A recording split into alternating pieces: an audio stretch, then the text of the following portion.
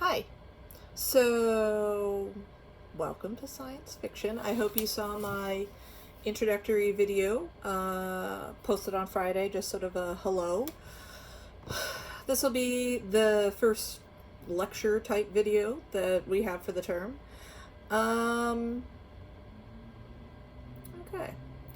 So, this first module, we are looking at the time machine and specifically at Marx. There's a couple reasons for that. So, we're starting with the time machine because it is an early, foundational piece of science fiction. And one thing that I think is noteworthy throughout this course to think about is the fact that science fiction as a genre seems to be particularly good for expressing and processing social anxieties. And so that's one of the things that we're going to think about. How much science fiction as a genre has done in the last, say, 150 years to provide an outlet for anxieties that occur socially, and maybe at the time it's hard to directly address, right? The one of the nice things about science fiction as a genre, this is true of fantasy and other types of writing that displace us, right? Is that you can recontextualize the themes and the problems that you want to talk about in a way that makes them a little less threatening to directly address, since they're happening in that moment. And I think a lot of science fiction writers, going clear back to Wells's time, have taken advantage of that fact. It is worth noting that science fiction as a genre is invented in the world, so to speak, starting in the middle of the 1800s. In the West, it's a lot of English writers, Jules Verne, H.G. Wells, people like this, Mary Shelley, and I personally don't think it's a coincidence, and I think if you think about Wells's work, it's the case. I don't think it's a coincidence that the invention of science fiction as a literary genre coincides with the advent of capitalism in the world. And that's something we're going to be talking about this week. And the reason that I'm going to talk so much about Marx in this introductory lecture is because, one, once you start reading The Time Machine, you will see that Wells is directly engaged with Marxist ideas. I mean, he's obviously read Marx. Marx himself published Capital volumes 1, 2, and 3. The Time Machine comes out in 1895. Marx is dead by then, but his work is published in the 1860s and 1870s, and it's enormously influential. No matter what you think about his theories of economy and history, the fact of the matter is that Marx is one of the most influential people to ever live, really. And he's very influential on Wells, who is a self-declared socialist, and has obviously assimilated and taken up some of Marx's ideas in the writing, which will become apparent to you as you read. Although not always, I think, exactly as Marx would have it, and that's something that we're going to talk about in the next few weeks. We're also going to be talking about Marx a lot because it's foundational to what we're going to be talking about in Module 2, which is postmodernism, postmodernity as comparatively between the West, where theorists and philosophers and writers, all kinds of people, see postmodernism as fundamentally an outgrowth of late capitalism, which is a coin termed by Marxism in the 1970s, Ernst Mandel. We'll talk about that when we get there. And then contrasting that to Russian postmodernism, which, of course, in the Soviet context, you couldn't possibly be talking about capitalism, right? So what does that mean, right? And those are things that we're all going to address when we get to Module 2 and we start thinking about cyberpunk, and we look at some Soviet and some post-Soviet science fiction. But to be able to get to that, we have to go through foundational Marx too. So Marx is not just important for the time machine, it's also important to set us up to talk about later comparative questions about science fiction, East and West, right? So we're starting there today. So what I'm going to do is give this introduction to Marx, Marx's theory. I'm going to post two, actually some slides I made for another class where I also lecture on Marx. So the lecture is not going to follow those slides exactly, but I think the outline makes some good notes that you can kind of then reference and work through, maybe make your own notes on, etc., right? And I said, basically, you know, this week, watch this video, start reading The Time Machine, and I would say for this first week, basically be processing this, right? And then next week, I'm going to post another video next Monday, and we'll start going through some of the other themes and issues in the book too, because Wells hasn't just been influenced by Marx, he's been influenced by Darwin, he's been influenced by other sort of social commentators at the time in Great Britain, so you know, we'll get to all that too. I've decided to make our first Zoom meeting for Thursday, because technically speaking, we can have a Zoom meeting on Tuesday, we could have a Zoom meeting on Thursday, we could have Zoom meetings Tuesday and Thursday if you wanted to, but honestly, I don't think you're going to have enough time, right, between like today and watching this video and starting the time machine and tomorrow morning to make that conversation fruitful. So our first Zoom meeting will be Thursday at 11:05 a.m. Remember, you don't have to attend the Zoom meetings in case you can't for some reason. And of course today, Zoom went, it's the funniest thing in the history of the world, honestly, Zoom crashing today all over the country. Anyway, but I strongly encourage it. And I'm going to record the Zoom meeting as well, so if you wish you could get to the Zoom meeting and you just can't, let me know, send an email, I can forward the recording to you when we make it. And then on Thursday we can decide if we together could decide if we want to Zoom twice a week, if we want to do it on Tuesdays going forward, because, you know, by then we'll have plenty of material, and going forward, if you want to do it Thursdays, yeah, we can literally all talk about that together then. But I said, I don't think that you're going to have enough time to really make a call tomorrow morning worthwhile. So Thursday, and the link's already up. Okay, so let's start with some basic Marx. You can't, my bookshelves are behind me. Here's my, this is my beloved, much worked through first volume of Capital. Going through volume 2, I did less to it because it's much more boring and actually less important to read. Don't let the other Marxists know I said that. But yeah, so there's our boy. I'm just gonna leave him out here, spirit of the thing. All right, so let's start with Marx's theory of value. So prior to the advent of capitalism, there are people all over the world who are buying and selling, who are making things to sell, who are looking for things to buy, who are going to markets, who are trading far away, right? There's trading and there's mercantilism all over none of that's capitalism. Let's talk about what makes capitalism unique and Marx's basic idea of how it functions. So first, let's think about value.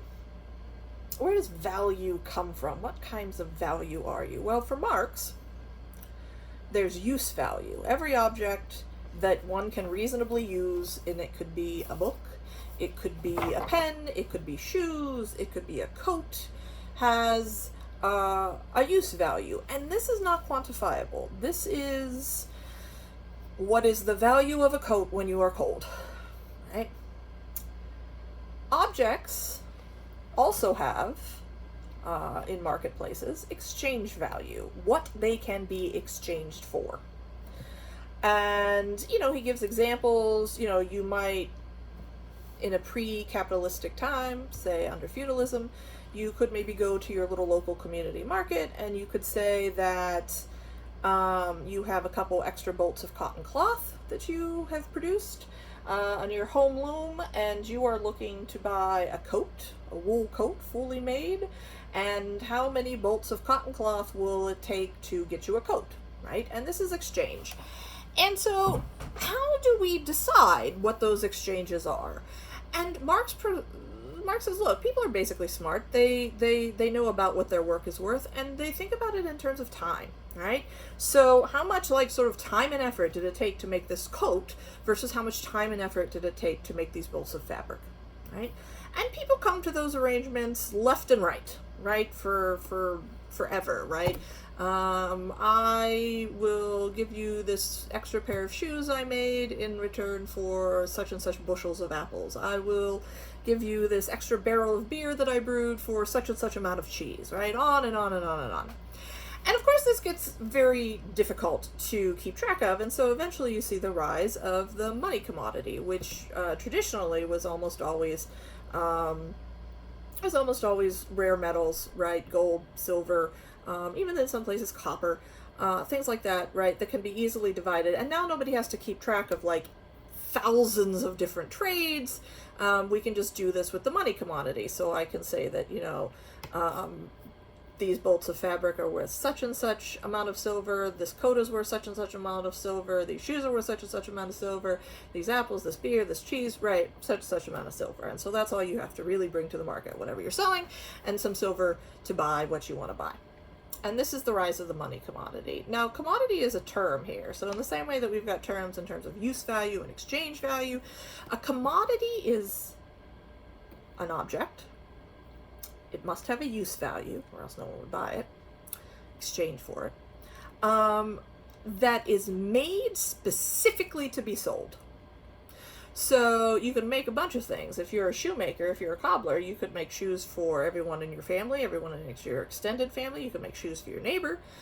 And then whatever shoes you make to take to the market to sell to strangers, those are a commodity. So, all right. So now we've got commodities. Now we're exchanging them. And we're using the money commodity, silver or gold or what have you, to simplify this. When do we get to capitalism? Well, technically speaking, capitalism arises in England. Its origins go as far back as Tudor England in the 1500s, and it has to do with the unique land rental system that arose there. And I can talk to you about that at significant length on Thursday morning if you want me to, but I don't think we have to go into it here. The point being that what makes capitalism unique as a system is, as an economic system, is that it, one, compels producers to be constantly increasing their profit, not out of greed necessarily, but because if you do not out-profit your neighbor, you will go out of business. You will lose access to the means of production. And so when I say that all of this started in the land rental system, I mean, it's actually fairly illustrative versus the rest of Europe coming out of the feudal era. What you had in England were aristocratic landholders who would bid out parts of their property, so that you had people actually bidding to rent X parcel of land at the highest possible rent. It would be like an auction. So in the landlord isn't exactly setting the rent. The potential renters are setting the rent by bidding up and up and up amongst them. But of course, to make that rent, which was for farmland, because the means of production, up until the end of the 1800s, was almost exclusively land, right, as agricultural production. To make that rent feasible, right, after you've bid yourself up, after you're the highest paying renter, that's made the offer, you then of course have to extract like maximum profit from that piece of land that you're renting. And to do that, you have to be maximally productive. And so usually what's happening is these yeomen who are the renters are not the ones actually working the land they're renting. They're then hiring laborers. And so there's a few ways, right, that you can be more profitable. You can pay the laborers less. You can pay them the same amount but make them work more, or you can make the ground itself more productive. And so this actually is a system that sets us up to think about what's unique about capitalism, which is, one, that compulsion to compete. Like the way it's set up compels you to compete in and of itself. You can't get into this at all, right? You can't be a renter at all. You can't be a yeoman farmer who's got employees at all unless you're willing to like maximize profit, or else you're knocked out. You can't afford the rent. Now you don't have access to the means of production, the land. Now you're out of business entirely, right? That's not a system that had existed anywhere else on Earth before. That's just not the way anything had ever been done before. And so the other thing then is that we see that capitalism is compelling us to maximize productivity. That could be through technological innovation, that could be through increased exploitation of the workforce, whatever it is, you have to maximize productivity. And sometimes this leads to really sort of interesting technological innovations, and sometimes it leads to just brutal exploitation of your workers, and usually it leads to both. And right, but that compulsion to have to do it, or else you're knocked out entirely of the game, that's new to capitalism. And that's how capitalism is full of unique compulsions for the owners of the means of production, right? And here, means of production is a term, right? A specific term for us to learn, which is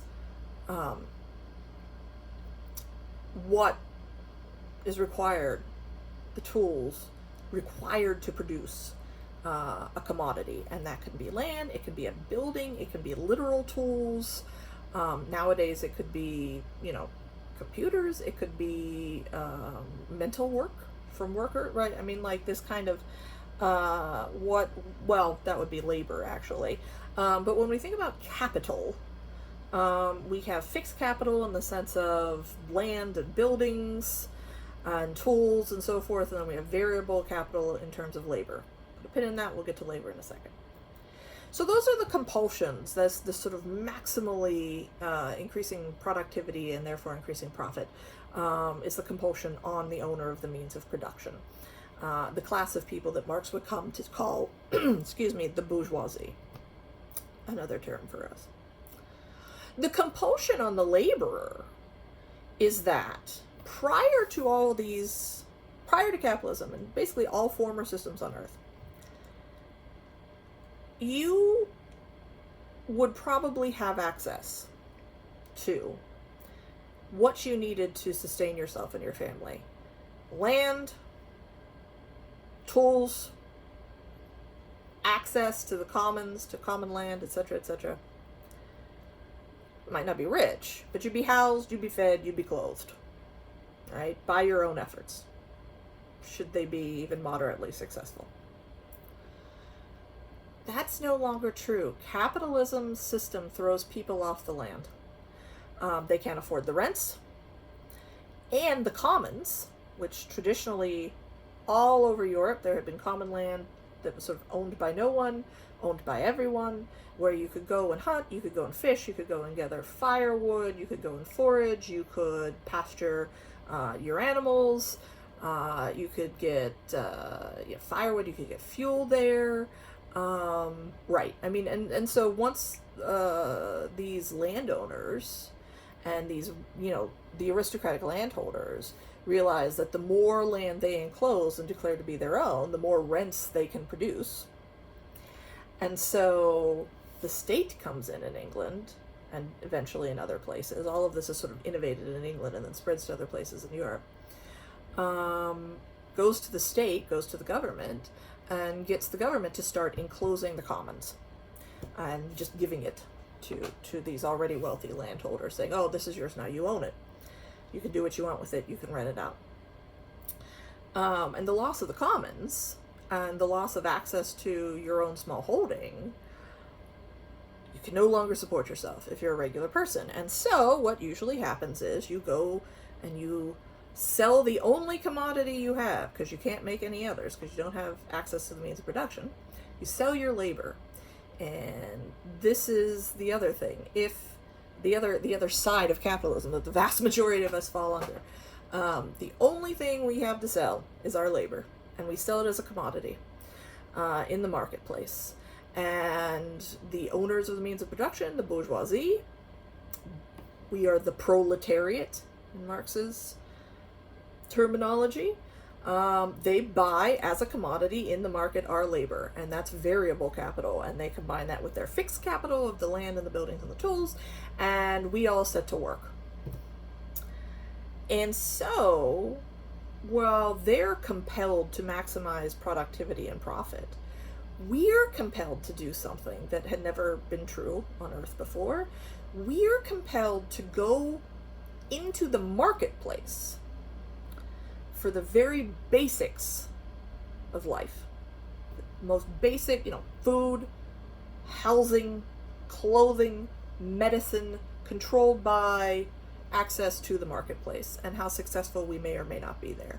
And again, the compulsion to get the basics of life in that way as a member of the proletariat is new under the sun at the time that it arises. And so capitalism is filled with these very specific compulsions within the marketplace that, like I said, they're new in the world, and this is sort of what Marx is describing. So now, to return, we have this situation where you've got the bourgeoisie, and they own the means of production, but partly what they need to make that work is labor. So I'm the proletariat, I sell my labor as a commodity, they buy it, and I go to work. So now where does value come from? Earlier we talked about the idea of time and effort when everybody was, together trading beer and shoes and so forth. Marx, well, it's kind of the same thing, in a way. Marx says, look, this is what happens. Let's say I've got a factory. I've got a widget factory. Well, I wouldn't. I'm clearly the proletariat. Somebody, a member of the bourgeoisie, has a widget factory. And they come into the marketplace one day, and I'm selling my labor as a member of the proletariat, and they buy my labor for a day. And they say, we'll pay you a wage, X wage, let's say it's $10. We'll pay you $10 to work for 8 hours in my widget factory. So, I go into the widget factory, I start doing my part to make widgets, and after 6 hours, I've made $10 worth of widgets. When the widgets get sold, it'll make $10. Well, that covers my wage for the day. That covers what the widget factory owner agreed to pay me. Do I get to go home? No, because I've got to be there for 8 hours. Okay. So that's 2 more hours of making widgets, and whatever value, exchange value, is attained by them. Do I get to keep that? No. The owner gets to keep it. Marx calls that extra. Surplus value. This is literally exploitation. Exploitation in the literal sense of the term as Marx uses it. I go to work. I produce more value than my wage is worth. And that surplus, that gap between the wage and the value I produce, the owner keeps it. Steals it. And that's where profit comes from under capitalism. That surplus value. And so if you want to make more profit, you can, like I said, you can either decrease the wage, make me only give me a wage of $8 for 8 hours, or you could still give me $10 but make me work for 10 hours, right? Or you could build some fancy new equipment that just makes twice as many widgets an hour as it was originally made, whatever, right? And capitalists do all of these things. At the time Marx is writing, there's no controls basically on any of this. Eventually we do get minor protections in the workplace. You can't work somebody for more, people, when Marx was writing, again, people were working 16, 18 hours a day, little children were working, et cetera, et cetera. We don't quite have child labor anymore. There is a limit to the number of hours you can work safely in a shift. There's a very sad and inadequate minimum wage that you can get paid. Right, so there's minor protections now, but at the time there wasn't, that Marx was writing, and so he's just commenting on all of this. But in any case, so that's where we are, and again, this is a new thing in the world as it arises in the 1800s in Great Britain, and so here you go. You've got the bourgeoisie who own the means of production. You have the proletariat who sell their labor as a commodity.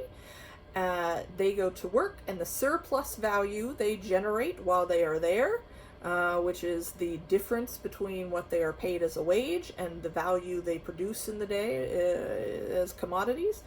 That surplus value is stolen as profit, and that is how capitalism works. And again, the owner of the factory is compelled to maximize that productivity, to maximize that profit, or else he will be outcompeted in the market and he will lose that factory. And I am compelled, because all I own is my labor, to go and sell it, and then to use my wage to go and buy housing, probably rent an apartment, to go and buy food, to go and buy clothing, right? All just the most necessity basics of life, what it takes to keep you alive, setting aside any kind of like a luxury item or something, or something nice. I'm compelled to do that. And so this economic system of compulsions that's based on productivity and worker exploitation and the wage, that's capitalism. And that's new. It's new in the world in the 1800s. It's new for H.G. Wells. And it changes everything about humanity. So prior to the advent of capitalism, when most people were smallholders, agricultural laborers, had access to the commons, could at a minimum support themselves, even though many people then chose to engage in other kinds of merchant business, right? So you would, here's another example from England. Women were in charge of dairying on family smallholder farms, and usually, therefore, women would have not just enough milk to make, to have milk and to make cheese and other dairy products for their home. They'd usually have surplus. So they would turn that milk into extra cheese and they would go and sell it at the market, right? So things, like I said, things like this have been happening forever. But that's, that's not yet the system we're talking about, because they still own, or their husbands, still own the land, still own the cows, you have all the tools you need to make the cheese, etc., right? So prior to capitalism, almost everybody in Europe is living this kind of agrarian life. And so your life is very tied to the land. It's tied to the natural world. It's tied to plants and animals. Your sense of time is really dictated day to day by the sun rising and setting. It's dictated season to season, by the changing of the weather, depending on what climate you live in. Most people never went very far from home, etc., right? I mean, this is one particular way to live. And compare it to life in the capitalist working world, life in the factory, where you punch in, at 6 a.m. and you work, and there's, this very, very, and we can get into this too if you ever want to, Fordism, Taylorism, the division of labor, the belt in the factory, right? That kind of Fordist assembly line. Whereas before you would have, as a smallholder, everyone in your family would have multiple jobs and need multiple skills. I said women are taking care of dairying. Traditionally, they're also the brewers in the household, so they're making beer, they're tending kitchen vegetable gardens, they're taking care of chickens, they're in charge of producing all of the textiles in the home, which means weaving. Weaving, cutting, sewing, dyeing, decorating. Men are in charge of planting crops, in charge of taking care of animals, things like this. I mean, everybody, and then many men would have other skills, right? You might get apprenticed to be a tailor or a shoemaker or a bookbinder, or, I mean, there's everybody has lots of different skills. Woodworking, basic woodworking, probably everybody could do, etc. You go to work in a factory and you just put the same bolt on the same screw over and over and over again for hours and hours and hours and hours and hours, and then you clock off and go home, right? It's a very different way to live. It's a very different conception of time. I guarantee you that, like, your ancestors, 250 minutes, I mean, I'm sure in your life you've been 5 minutes late for work and your boss has reprimanded you.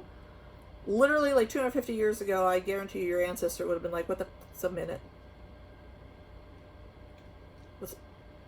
Like, we didn't live like that. Whole new rhythms to the days, to life, to work. And as people left the land, vastly increased urbanization. So we move into cities where we can sell our wage more easily, where there's more factories, right? You get this kind of intensification, this grouping of everything together.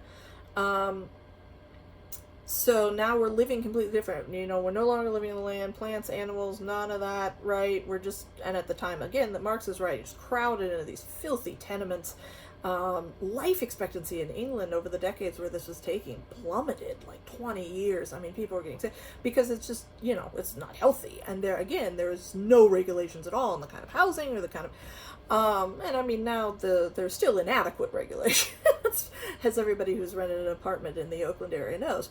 But, you know, all of this is new under the sun. There's also, I'll introduce you to this term, alienation.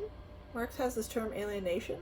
He says that, you know, traditionally, our labor was a part of us. He's like, look, humans love to work. And this is true. You know, you hear this thing, people are like, oh, well, if you didn't have to, you know, earn a wage, then everybody would just lay around doing nothing. Not true. I guarantee you spend your whole day working, not just at your job and not just at school, whatever you like to do. I personally like to cook. I like to garden.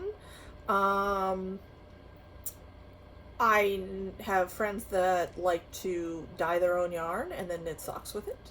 I have friends that like to play the piano, that play the guitar. People I know are artists. They love to cook. They love to bake. I know some excellent bakers. I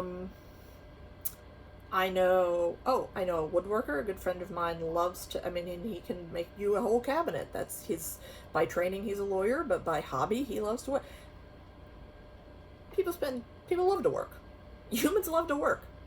Marx says our species being, what makes us unique as a species, is the extent to which our labor can transform the environment, and in fact that we like to do it.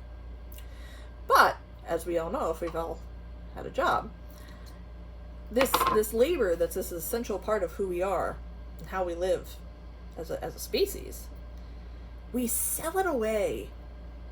So now it's not ours anymore. It belongs to someone else.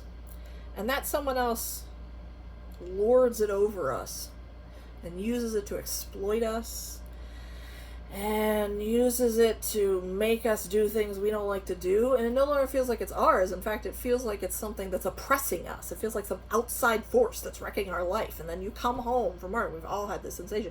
Like you come home from work and you flop down your couch and you're like, I can't do anything else today. And you just order some takeout. Like you're literally like, I can't do it. Labor has become this terrible, oppressive, awful thing that you hate. But that's not natural. It's not normal. But that's because it's not yours anymore. You've alienated it away from yourself by selling it. Now it's in the control of someone else and they use it to exploit you. So there's that sensation of alienation. All of this is new, brand new in the world. All of these sets of relations, these classes, the bourgeoisie and the proletariat, the relations between them, the way they interact, the way the environment has changed, the way our relationship with the environment has changed. All of this, at the time Wells is writing, is still just brand new and extremely anxiety inducing. And so one of the things that we'll be able to see as we read is the ways in which he's processing Marx's ideas about class and about this new world of class relations and exploitation between the bourgeoisie and the proletariat. The last thing I'd say as an introduction to Marx's ideas about capitalism is to bring up what Marx calls primitive accumulation. And by primitive, he doesn't mean like underdeveloped, he just means first. So there's this question, like, how did this all get started, right? Well, as I said, one thing had to do with this kind of new innovation in land rentership that compelled competition and profit maximization and production maximization, words. I'm selling my labor is words, in England. But there's also this idea that you need capital for investment, right? To obtain the land to build the factory. Well, as we've already seen, the first round of the first round of capital building was actually not exploitation, but appropriation, right? The state just took the common land and gave it to aristocrats, and they were like, this is ours now, we own it. We own everything on it, the trees, we own everything under it, the coal. It's ours now. Something for nothing. It is not a coincidence that the rise of capitalism coincides with technological developments that massively improve transportation, particularly sailing. And of course, eventually you get up to things like trains and planes and automobiles. But this also is the height of imperialism in Europe, right? Colonialism. You have England. I bring England up a lot because this is where these ideas get innovated, but of course it goes, all other European countries participate too. England sails to the New World, declares all of North America, it's ours now. Starts, genociding whoever they need to make that a fact. Starts taking all of the natural resources, right? Paid nothing for it, something for nothing, just appropriating trees and appropriating minerals, and then they also go to Africa and kidnap millions of people. Again, England's not the only country that does this, but we're using it as an example. We kidnap millions of people and we ship them to North America, and this too is an appropriation of labor, right? As opposed to exploiting labor, because there's still sort of a wage, technically speaking, I sold my labor. I was a willing participant in the labor market and sold my labor as a commodity, and you bought it and I got paid for it. Slavery, of course, is appropriation and something like that. We've kidnapped people and we're forcing them by violence to work. And it's actually the American cotton industry that fuels the rise of full-bore industrial capitalism. Because we tend to associate capitalism mostly with industrialization and post-industrialization, and for good reason. The invention of the power loom and the spinning jenny. Originally water-powered, then steam-powered, then eventually, with steam-powered, the coal-powered. The invention of these things in England, as well as the invention in America by Eli Whitney of the cotton gin, made it possible to turn cotton cloth production, which all over the world had basically been a household industry. I mean, women in the house would just make, they'd get batches of wool or flax and produce cloth, wool cloth or linen cloth. In some places, India, for example, people would raise cotton and the same work in their homes, make cotton cloth. America, settlers come. They take the land from native populations. They kill native populations, forcibly remove them, if need be. So now you've cleared out all of this cotton country in the deep south in America. They kidnap and appropriate the labor from millions of Africans. When the slave trade closes in 1807, it's okay. We'll just breed more slaves. The slave breeding and trading industry in America is an enormous boom to capitalist owners here, and now we are producing tons and tons and tons and tons and tons and tons of cotton practically for free, right? Because it's all free labor.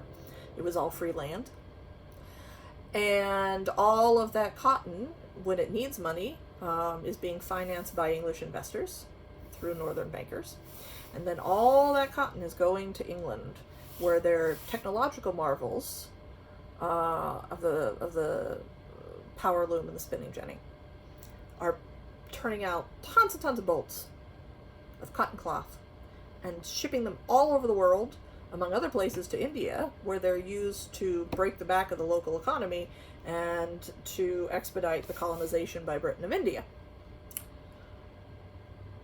This is obviously getting a little far afield from the basics of Marxism, but my point is that soon capitalism grows to become this global phenomenon, in part not just because of the spread of this profit maximization, this compulsion to exploit workers and to exploit the land, and of course also to exploit land extractively, right? So capitalism also not only compels producers to maximize production, it also compels them to maximize extraction. So whatever you need, coal, later oil, timber, any other kind of mineral, anything like that, food production, right? You got to feed the laborers, got to keep them alive. Any kind of extractive industry also gets that more. And when the land is absolutely run out, we got to go somewhere else. More. This compulsion. And that, of course, takes us into concerns about ecological degradation, which people were already aware of in Wells's time. And he makes allusions to it in The Time Machine. And other people were aware of that coal-powered steam operations and factories it was one of the things workers were striking about. They knew the air was dangerous. They knew that it was bad for their health. They knew that everything was filthy. I mean, Pittsburgh is an excellent example, right, to talk about this. So that environmental degradation that comes with that compulsion to not just produce more, but therefore also extract more. So all of these things are balled up together. Not just exploitation of the wage worker, but also appropriation in this time period in the 17 and 1800s of slave labor, not just exploitation of land that you own, but also appropriation of land that you didn't own yesterday and didn't pay anything for, right? Right, we're talking about this enormous global system. And I bring this all up now, we're going to talk more about it later, because eventually, like I said, we get to Module 2, and we start thinking about America versus the Soviet Union, late capitalism, the, sort of the post-industrial era in America, and the sort of, all of it, right? I mean, there's just this metastasizes, it grows and grows and grows. But for now, for you to think about, for us to think about, for us to talk about on Thursday morning, these basics of capitalism, the proletariat and the bourgeoisie and their relationship of exploitation, mediated by surplus value, the compulsions on the owner's side of maximizing production through increased exploitation or through innovation in production techniques. The compulsion on the side of the laborer to have to go into the market to live, to get the basic necessities of life. The way this gobbles up land, the way this gobbles up markets, and like I said, terms like means of production and bourgeoisie and proletariat and use value and exchange value and surplus value, alienation. How we all feel about it, right? I mean, so that's the sort of basics that we're going to work with. That probably is, what we need to work with for the beginning of the Time Machine. So yeah, start there. And I will say, obviously this lecture, it's a lot of information, right? There's lots of good resources online to explain the basics. Honestly, the Wikipedia entries on Marx are fine. There's Marxist.org that provides summaries of tons and tons of work. There's, so, and I bring this up because, I want to encourage you all, over the next few weeks as you go into your discussions. One group has this as their group assignment, like understanding basic Marx is their assignment. It's perfectly cool, as long as you must cite, to be like, wait, what was she talking about? And go Google it, right? That's fine. But then if you have any specific questions for me, we'll get to them Thursday. So, that's that. And I'll see you soon.